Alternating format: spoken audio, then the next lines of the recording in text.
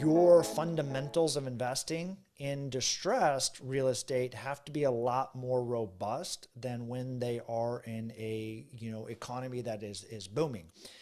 And so the reason being is you're not going to be able to get all the information in a distressed property situation. And so when I say distressed, is there's lots of versions of distress. There's distress, say a tenant has moved out. There's distress economic factors like Detroit, when the auto industry left an entire market and then all the jobs got sucked out of there.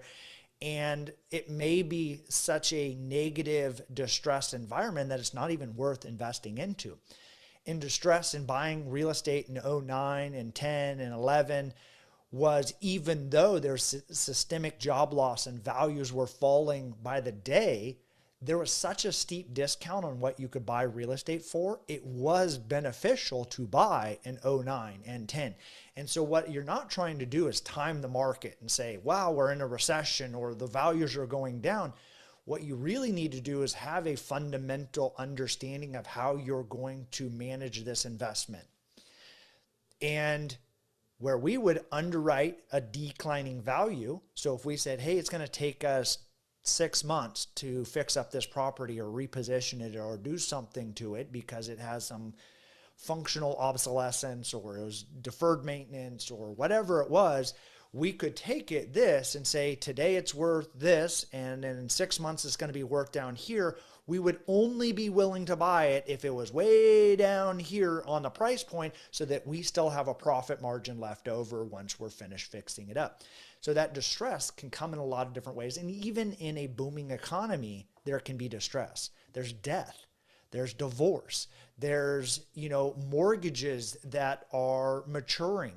Commercial loans, you talk about this on your show, that there are certain factors of risk. Is a lot of people that maybe took on bridge loans with very low interest rates and then were anticipating that they could exit at even cheaper permanent rates, and now all of a sudden the rates have gone up 200 bips, and now all of a sudden they're like, oh crap, what do I do?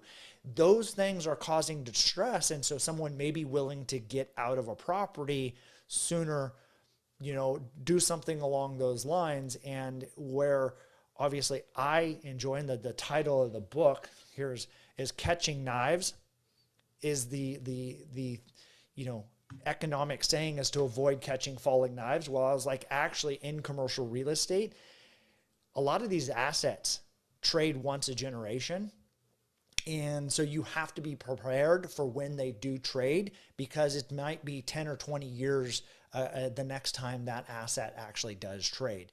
And so if you have an understanding of a business plan and how you're going to structure that, and you understand the information of the intrinsic value of the sticks and bricks, you have the opportunity to invest into something.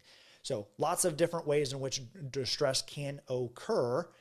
And what you're looking for is an understanding of that discount and providing a margin of safety when you're investing.